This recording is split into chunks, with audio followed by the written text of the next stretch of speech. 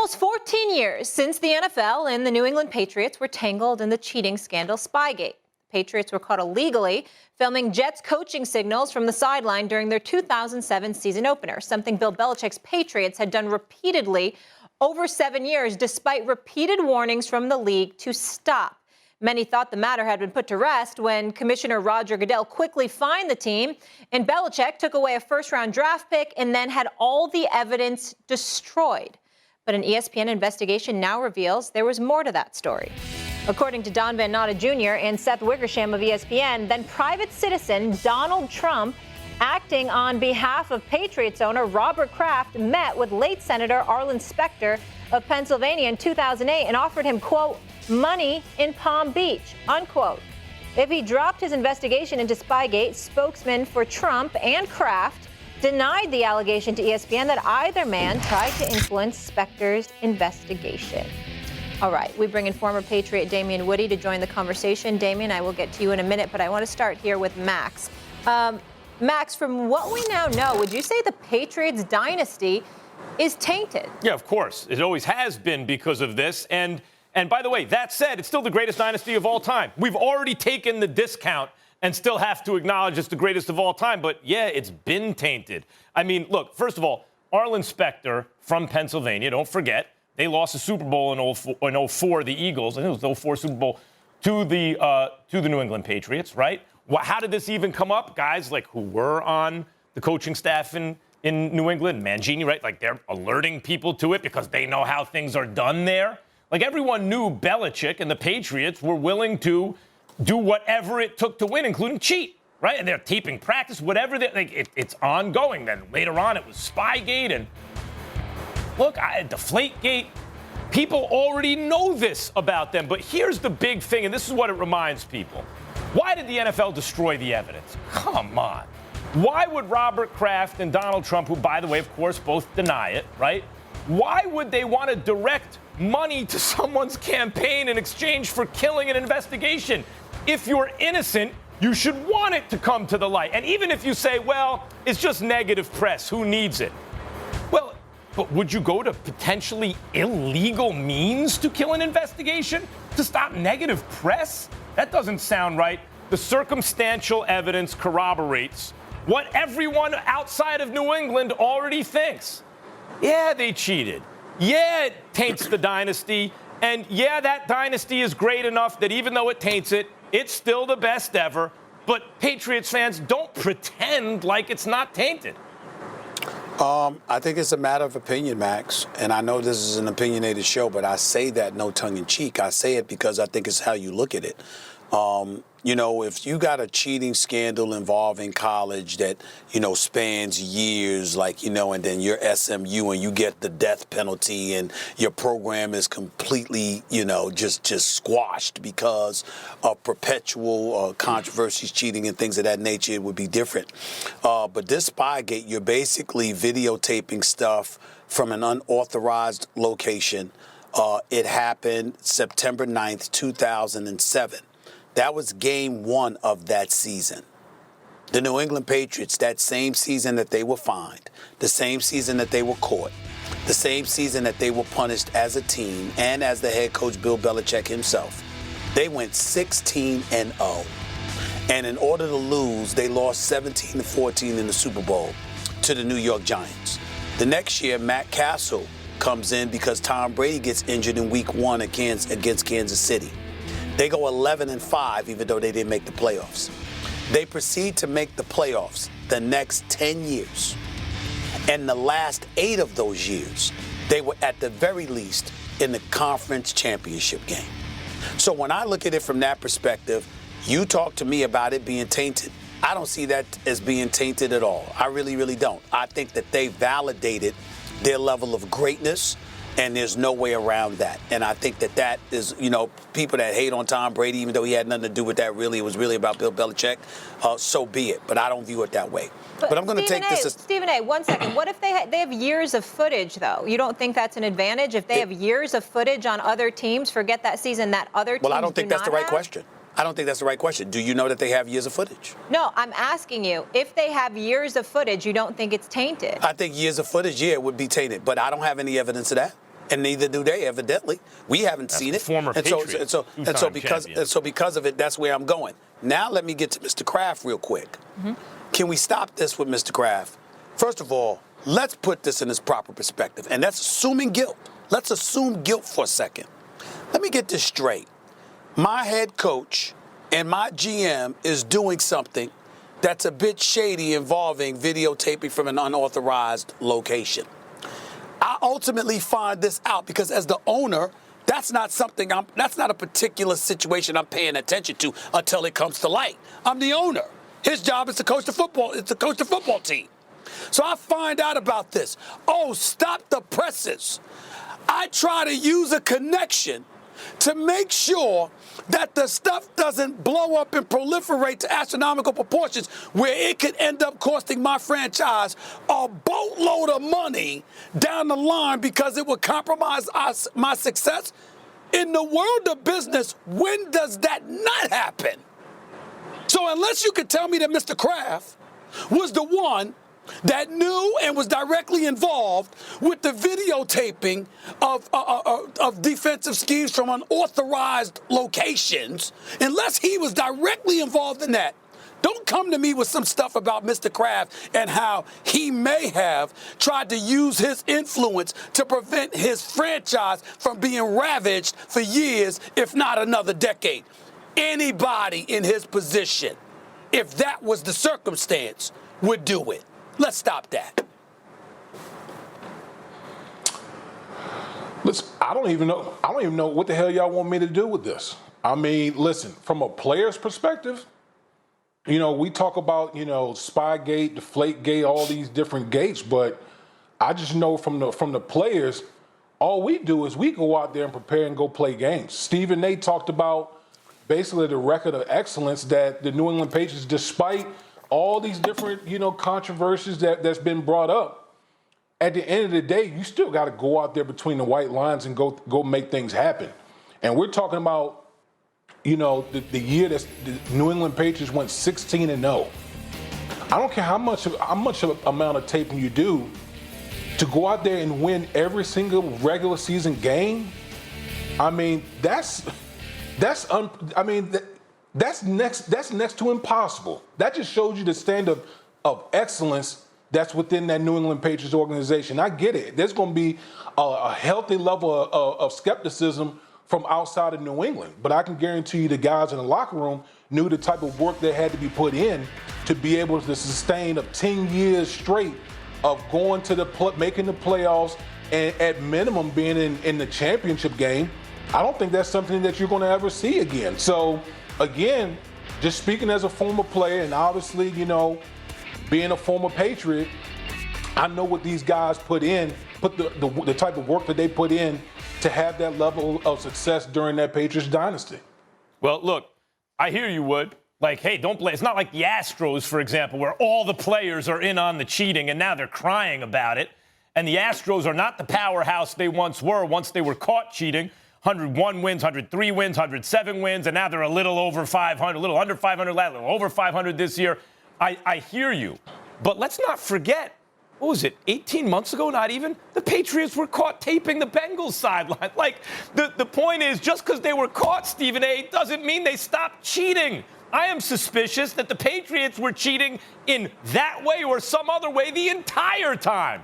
And again, I'm saying, because of what Wood just pointed out, even when you take the discount of the cheating, it's still the greatest dynasty of all time. Patriots, right. I want to be very clear. I'm not taking that away from you. Yeah. But you got to admit it's tainted. You can't pretend it's not tainted. I'd like to read something from my script, because when I tried to bring this up to Stephen A., you kind of shot me down. So this has been checked at many levels through ESPN, our editorial staff, when you said, well, how do you know that? So I want to repeat it to you again. The Patriots were caught illegally filming Jets coaching signals from the sideline during their 2007 season opener, something Belichick's Patriots had done repeatedly for over 7 years. So we have that on record that they were cheating for 7 years.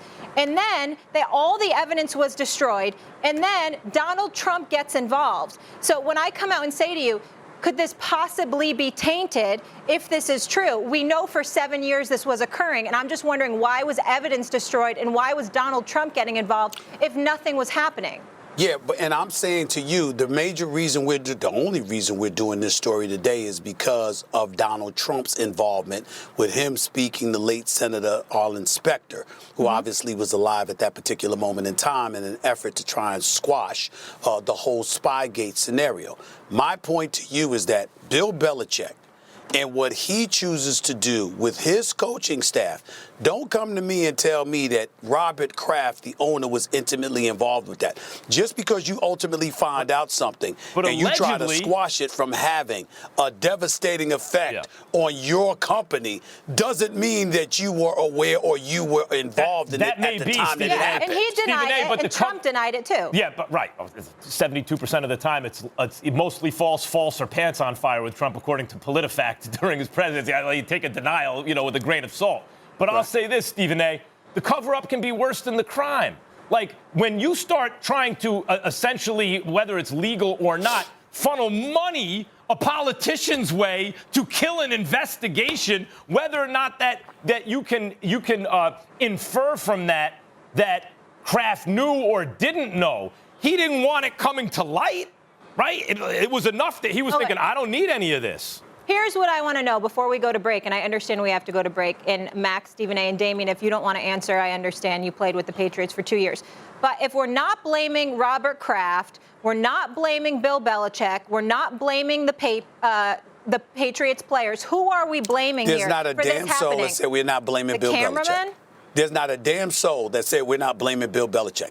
Bill Belichick is clearly responsible. We all know that. So that's who you're putting it on here. Hell that it's Bill Belichick's fault. Okay. Hell yeah. All right. Max, is that where you are? We sure that Robert Kraft would still choose Belichick over Brady if he had to do it again? I'm just asking. Because it's long term. Maybe, hey, Stephen A., maybe that's the case. Maybe that's the case because Belichick knows what Kraft knows or doesn't know. Maybe that's the case for the same reason that when someone on the coaching staff went to another team, this stuff came to light because he's like, hey, guess what's going on? Maybe Belichick has that on Kraft. We live in a world where everybody tries to protect their interest. This is not that part about Trump and Kraft. That to me is par for the course in America. I mean, that's a given. The Belichick part ain't, but Kraft reaching out to a friend that might have some influence. I mean, that's everywhere in corporate America. Tell me something new. If you want to kill something, Still doesn't make it right. If you want to kill something, you're right. Do you own or rent your home? Sure you do. And I bet it can be hard work. You know it's easy? Bundling policies with Geico. Geico makes it easy to bundle your homeowners or renters insurance along with your auto policy. It's a good thing, too, because you already have so much to do around your home. Go to geico.com, get a quote, and see how much you could save. It's Geico easy. Visit geico.com today. That's geico.com. Hey, I'm Molly Karen Rose, and you are listening to the First Take podcast. Credit Karma has always been there to help you make better financial decisions. And now they want to help even more. With a Credit Karma Money Spend account, you can be rewarded for good money habits. Credit Karma Money is a brand new checking account where you can win cash reimbursements for making purchases. When you use your Credit Karma Money debit card, you can win daily instant Karma purchase reimbursements on items up to $5,000. Just pay with your debit card, and if you win, you'll be notified on the spot, and your instant Karma cash will be added to your spend account. Credit Karma Money has already given away over $3 million in instant Karma to over 50,000 Credit Karma members and counting. Open your FDIC-insured spend account for free. Credit Karma Money. Progress starts here, right now. Visit creditkarma.com/winmoney to open your free account and have the chance to start winning instant Karma. That's creditkarma.com/winmoney. Instant Karma is sponsored by Credit Karma. No purchase necessary. Exclusions and terms apply. Banking services provided by MVP Bank, Inc., member FDIC. Maximum balance and transfer limits apply. How about a little quick take action? And we're going to start with Miami, my favorite city in the U.S., and their quarterback, Tua Tagovailoa, talking about the Dolphins playbook. Take a listen. Last year I wasn't as comfortable just in general. I wasn't comfortable calling plays. I think the guys that we had last year were phenomenal. I just didn't have, the comfortability of checking plays, alerting plays, and doing that. I just rode with the play, even if I knew in a way that it wasn't going to work. I was going to try to make it work. I didn't actually know the playbook necessarily really, really good. And that's on no one else's fault, but my fault. And our play calls were simple when I was in, I didn't have alerts and checks.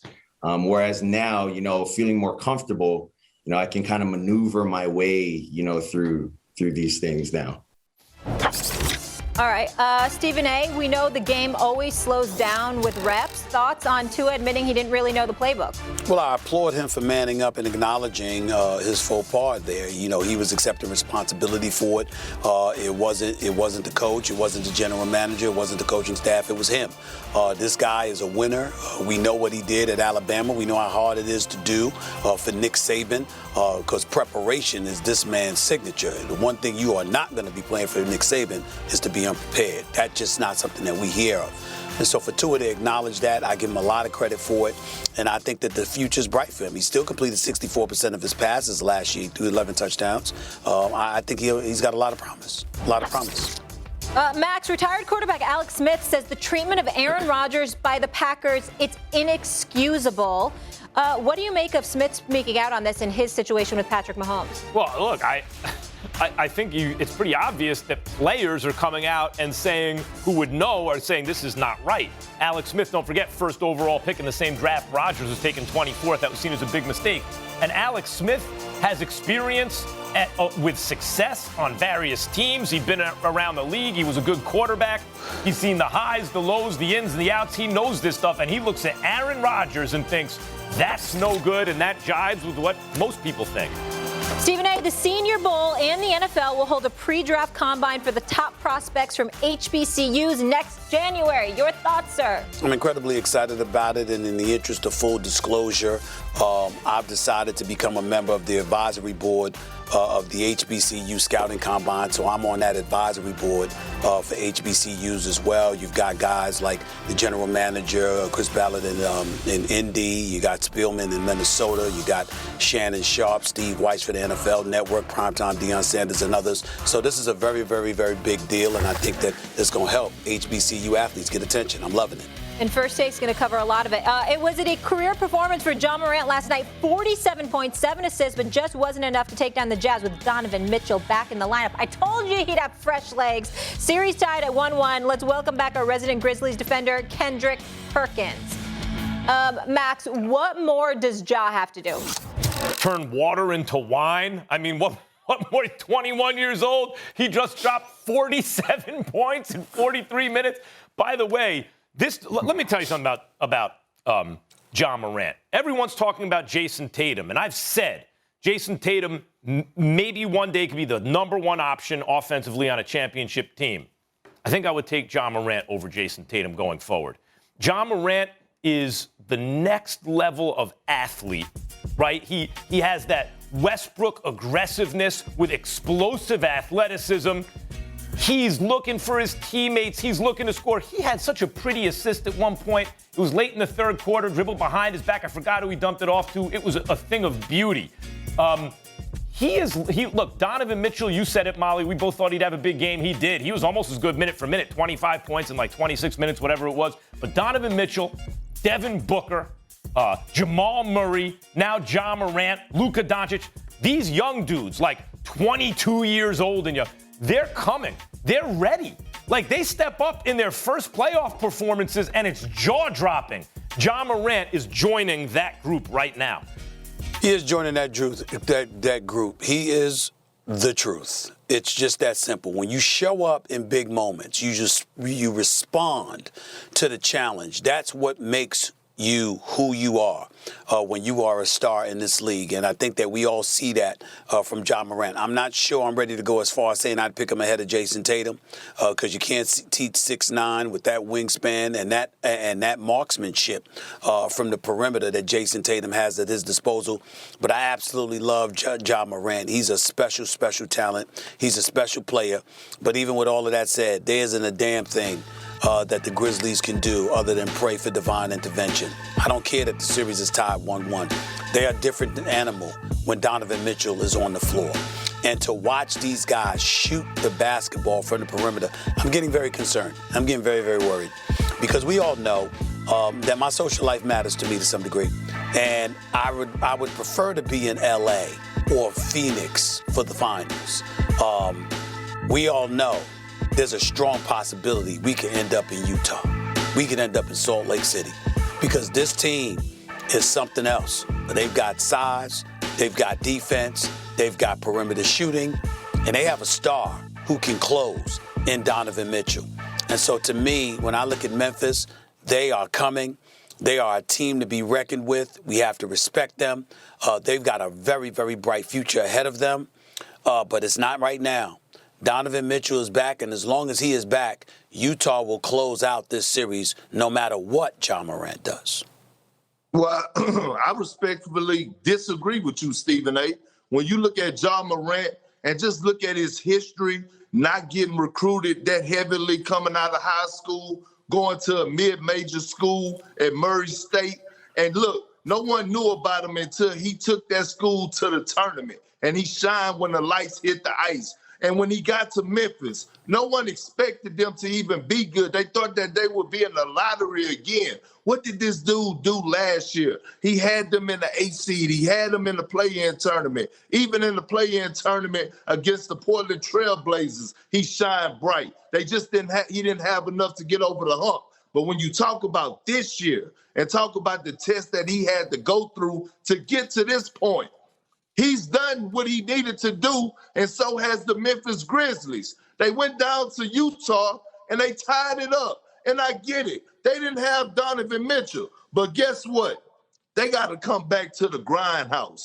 And as a person that been there and had to play out there in Memphis at the FedEx Center and the grindhouse when they're playing that song from whatever it is, whoop that whatever, and it gets to rocking up in there, and them fans get to bumping and talking noise, and those role players get to feeding off of that energy, it's going to be another different story for the Utah Jazz. By the way, I'm just saying, before the foul count got even because the officials know what they be doing throughout the course of the game, they called some crazy fouls on Dylan Brooks, had him sitting down. They called some ridiculous fouls on Valanciunas where Rudy Gobert hit him in the face. And all of a sudden, when he hit Rudy Gobert in the face by accident, he get a technical foul. That was a weak call. And you know what else showed me? You know what else showed me that this Memphis Grizzlies team is about that action? They were down 20 at half. And they came back and they got there within single digits. I believe it was 3 points. And I said, you know what? They had ultimate confidence. They got the ultimate confidence. And when they get home back to Memphis, it's going to be a different story. So it's on Utah. And I'm ready to see how Donovan Mitchell is going to respond after playing on that ankle. How's that ankle going to feel with the traveling and everything? Perk, how'd he look in game one? Hold on, long time off. You were saying, how'd he look? How did Donovan Mitchell look first game back? I get that, Max. You said the same thing about Kevin Durant. Okay, he proved me wrong. He came out and he looked good. I get that, right? He's a superior star. He is. But what I'm trying to tell you is the flights matter, okay? Because they talk about flying and how things could inflate it, being in the air and all that. And then when they get back to that grindhouse, y'all don't understand the grindhouse with Tony Allen and Big Zach Randolph and Marc Gasol and Mike Conley built the brick. I've covered a few games there. Tough environment to play in. I still got winning this series. I've covered a few games there. It is a special place to play basketball when they are hyped about their team. Make no mistake about it. But let me tell you something. My position is predicated on the health of Donovan Mitchell. If Donovan Mitchell is healthy, there's nothing to talk about here. Utah's not losing this series. I'm so happy to just see him back on the court. Ja is amazing. All right, Big Perk, you just get your gym shoes out, laced up, the comfortable ones for the errands. I'll be ready for you. I got the camera. I'll get a tripod actually, so I get your good angles. Yeah, but I'm saying I expect that out of them too, but I didn't expect that from you today. I expect that type of stuff. Oh, Molly could slide them in now. Molly could slide them in. Yeah. She'll slide them in if you're not expecting it. You know what I'm saying? She'll slide in some shots, no question. But it's all right. It's okay. Molly's got jokes. Can I have a little fun? All right, Perk, we'll talk to you in a minute. With no fees or minimums on checking and savings accounts, Banking with Capital One is like the easiest decision in the history of decisions. Kind of like choosing to listen to another episode of your favorite podcast. And with our top-rated app, you can deposit checks and transfer money anytime, anywhere, making Capital One an even easier decision. That's banking reimagined. What's in your wallet? Terms apply. Capital One N.A. member FDIC. All right, breaking news into First Take. What we were discussing earlier, the issue where popcorn was dumped on Russell Westbrook. We saw that, and a fan spit on Trae Young. Well, the 76ers organization has released a statement announcing that the fan who threw the popcorn on Westbrook has had his season ticket membership revoked. He's banned from future events. They also issued an apology to Westbrook and the Wizards. Stephen A., I'll start with you. Your reaction. His apology means nothing. He's old enough to know better. I'm glad he was banned. He's lucky he's not arrested. And again, the message needs to be sent. And we need to plaster his face up on the screen where, just like anybody else, if this were an athlete, we'd put him front and center. How come we can't put the fans front and center when they act like this? You got to shame them into knowing how to act better. I don't think he did. Did the fan offer an apology, Molly? It was Philadelphia. Oh, okay. Yes. Yeah, right. It would be better if the fan at least did. Yeah. I'm not into the shaming thing as much. I think there's people use shame too often, and I don't like it. They I don't would use it say with the that. fans. Right, I hear what you're saying. What I mean is that I think he should be prosecuted. I like the fact that his season tickets are revoked and he's suspended indefinitely. And, I think that's the right way to handle this sort of thing. You can, even when people talk about flipping athletes off, again, to me, what are you going to really do? But when you violate someone physically, it's popcorn, whatever. No. You've taken in the street. You have taken that decision out of your own hands. How they retaliate is really not up to you anymore, but we have laws governing that kind of behavior, and there should be some kind of a punishment for physically assaulting someone, even if it is with popcorn. Yeah, it's simple assault. Do better and level up. Have some respect. We'll move on to a happier subject, though. The Knicks are back, baby, defeating the Hawks by 9 last night to tie up the series at 1 apiece before heading to ATL. We've certainly had a lot of Knicks gloating in the show this morning, but let's do some more. We bring in our friend, actor, Knicks lifer, Jerry Ferreira, joining us right now. Jerry, how we doing? Thank you so much for being with us. First of all, congratulations on the new baby. But I know this pales in comparison, but how excited are you about this win? Oh, it's a great day. I'm happy to join the Knicks party that you guys got going on. And what a charmed life for my new son. The Knicks get the 4 seed and they're tied up in a playoff series. What a great life he's had so far. We here, Jerry. We here. I appreciate you being on the show, my man. It's a beautiful, beautiful feeling. I mean, can you put it to perspective? For folks out there that don't understand, I know it's just a playoff win, but it's their first in 8 years. Could you put it to perspective what the New York Knicks fan has had to endure and why this moment right now is so special to us? Yeah, I mean, the easy way to put it is, what were the expectations even coming into this season, right? We were trying to maybe position ourselves for the lottery again, or do we want to maybe go after this play-in game? The 4 seed was something unimaginable. And then, getting that playoff win, which we've been chasing for 8 years, and even 8 years ago, that was a lot of fun. This team is different. And I've been to Knicks games in March when they have 19 wins and they're, the fans are still cheering like it means something. So you saw it last night. The players felt it. Everyone felt it. There's nothing like this in basketball. I'm sorry.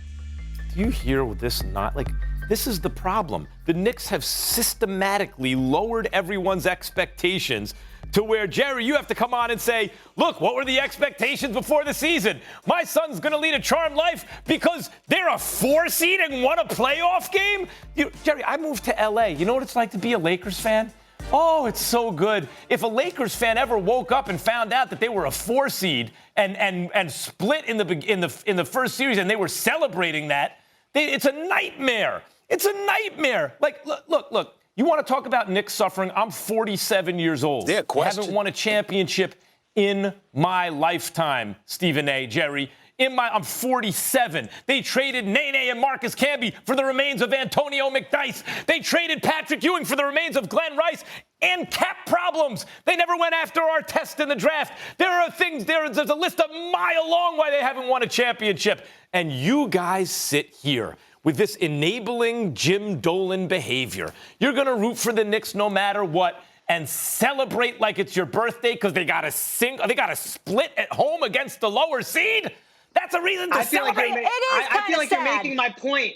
I feel like you're making my point for me, Max. That is exactly why you root for the team when you don't jump off the bandwagon when they have 19 wins in April and when they won a playoff game. Now we can all cheer. No. I was there. I have suffered through it. I earned this moment. And I know it's only one playoff win. I'm not trying to say our expectations were so. What moment? Did you see the game last night? Did you watch what went on? Okay. Got to split at home against the lower seed. Oh, that's it. Ho hum. I mean, you're talking because about Bogdanovich went 2 for 13 from 3. Ain't gonna happen again. And what did he do in game 1 with hands in his face, hitting corner threes with 2 hands in his face? That's not going to happen again. Randall's not going to go 2 for 17 again. That's not going to happen again. And the Lakers, you want to talk about what the Lakers' expectations? Okay, they were a playing team this year. They had injuries. Stuff happens, okay? We are a 4 seed hosting playoff games. Not one analyst, not one member of the media, no one would have said that before the season. We have not seen the Knicks play. If you remember, when COVID happened, they had this long break. And what did they do? Everyone got ready to play when the time came again.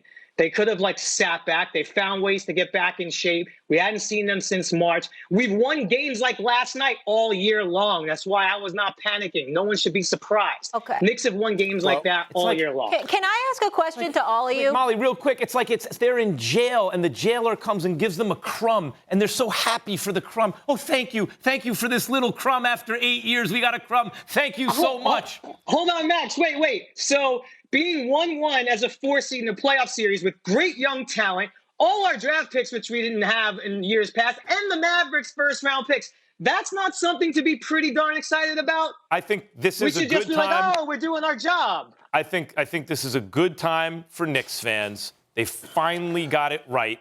Kind of, I guess. We'll see what happens with them. In a couple of weeks, no one's going to be thinking about the Knicks. The Nets are going to be destroying the league. Can I please ask a question? And I'd like to take this to the streets, to Twitter, to Instagram, to everybody.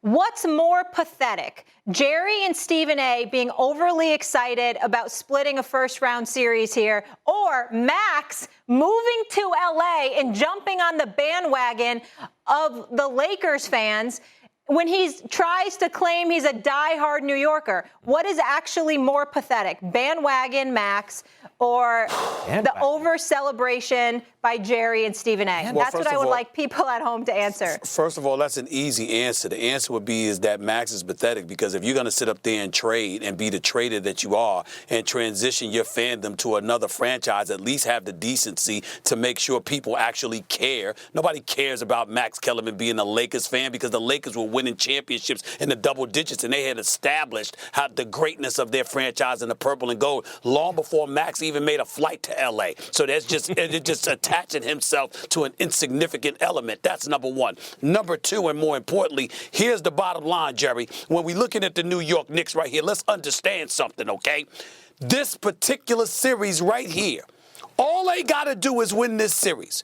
And not only does it elevate them in our eyes, but it also puts more pressure on the Brooklyn Nets to win it all, because that's the only thing that will keep them relevant in the city, even though they got KD, Kyrie, and James Harden. If they don't win the championship in Brooklyn, everybody this offseason will be talking about the New York Knicks. Think about that. By the way, I am a trader, not a traitor, a trader. I traded in a losing franchise for. Can we hear from Jerry, please? We've heard enough from you. Can we hear from Jerry, please? So you can't claim New York love, though. Sure, I can. Like you don't rep New York. Fan. Look, before I decided to take the ESPN afternoon drive slot in LA, I had to consider, could I trade in my Knicks for the Lakers? I thought about it for 24 hours. I said, what, am I kidding? See you later, Knicks. All they've ever given me is misery. And now there's no coming back, Max. Congratulations. You did it. There's no coming back. And if you don't think being down 1-0 and 12 and down 12 points with 4 minutes to go in the third and coming back and winning that game, and you think we're overreacting as a sports fan? Down 1-0, down 12 with 4 minutes to go in the third quarter, and we come roaring back and we're overreacting? No. You can't fight it. You know what's happening. You're trying to fight it, but Where you are know you from, what's Jerry? happening. Jerry, you live in Brooklyn, right? Brooklyn Nets. Brooklyn. That's the New York team. Yes. Brooklyn Nets is the New York team. The Brooklyn Nets is the New York team. New Jersey no, Nets. They were KD and Brooklyn Kyrie now. should have chose the Knicks. Brooklyn Nets. That's what I should have asked Jerry. Listen, Jerry, all I know, you're a new parent and you were quite the father too. Was it Elisa? Was that her name on Power? You had custody over her. You were an exceptional father to her on the show. So you know what that tells me? In real life, you are just going to be even better to your baby boy. Her name was Elisa, right? I know it was some kind of Italian name. Yeah, you were a great dad. You had the drug-addicted wife. It was very tough for you. I know you're in a better situation You now. realize he's not the actual character, right, Molly? He's just an actor. Yeah, I do. Max. Making it seem real to you. I do. But I know that heart. All right, Max? You know it's pretend, right? They're Oh, my pretending. God. Can I just have my moment? He's a good actor. That's right. Entourage and Power are two of my favorite shows ever. Can I just enjoy it for a second? Do you have to ruin everything? Thanks. Do you own or rent your home? Sure you do. And I bet it can be hard work. You know it's easy? Bundling policies with Geico. Geico makes it easy to bundle your homeowners or renters insurance along with your auto policy. It's a good thing, too, because you already have so much to do around your home. Go to geico.com, get a quote, and see how much you could save. It's Geico easy. Visit geico.com today. That's geico.com. You know, as I was watching that lovely piece, I was trying to think of some of the adjectives Stephen A. often uses to talk about the Cowboys. I wrote some down. Pathetic, embarrassing, delusional, accident waiting to happen. But with the Knicks, you know, in the first round of the playoffs here, they're kind of under the microscope. So let me play something else for you.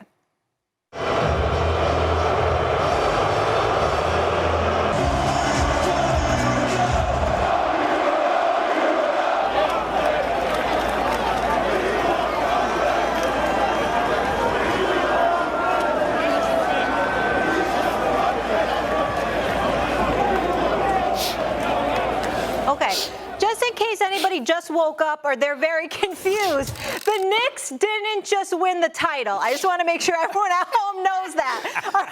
You're not seeing footage from 1973. Yeah, that wasn't the finals.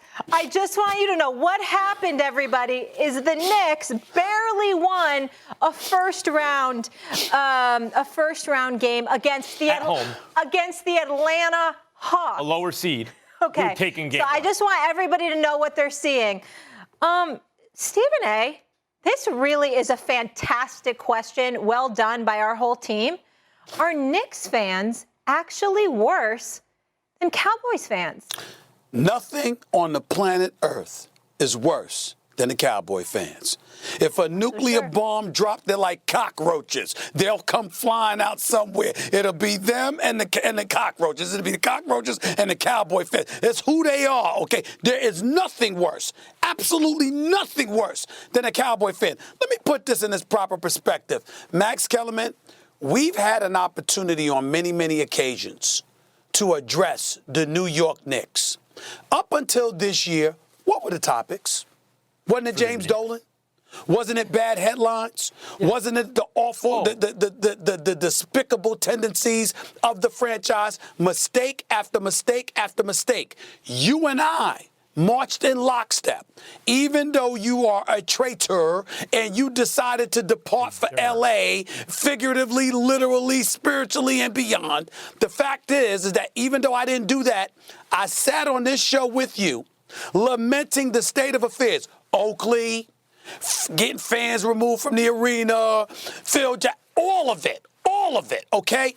I was never delusional. Knicks fans were never delusional. We wore bags over our head.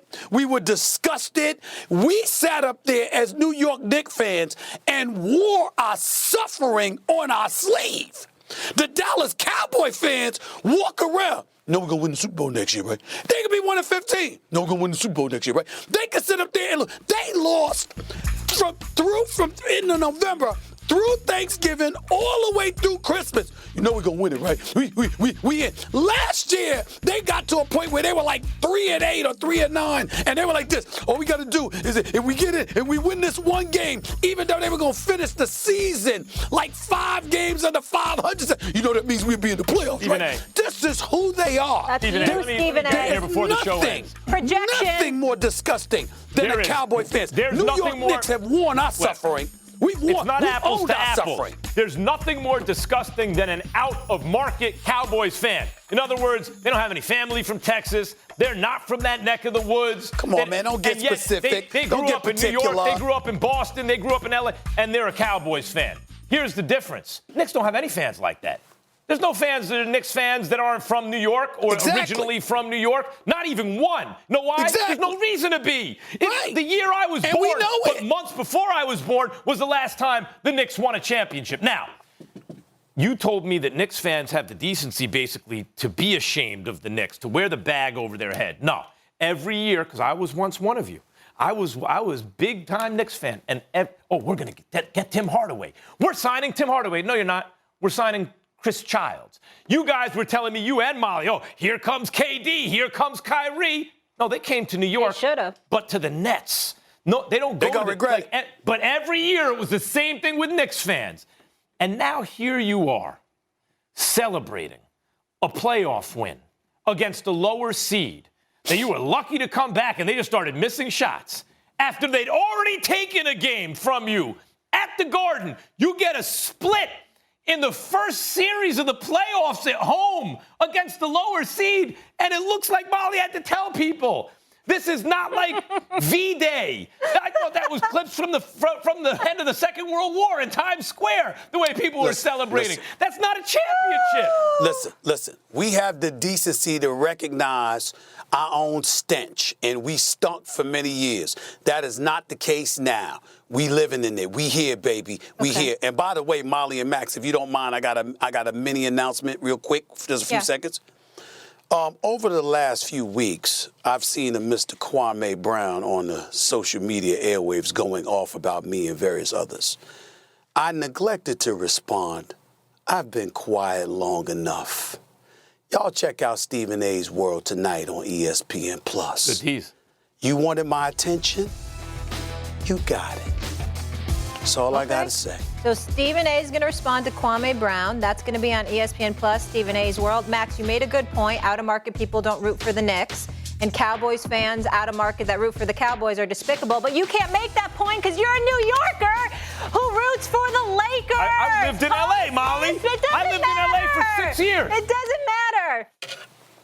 With no fees or minimums on checking and savings accounts, banking with Capital One is like the easiest decision in the history of decisions. Kind of like choosing to listen to another episode of your favorite podcast. And with our top-rated app, you can deposit checks and transfer money anytime, anywhere, making Capital One an even easier decision. That's banking reimagined. What's in your wallet? Terms apply. Capital One N.A. member FDIC.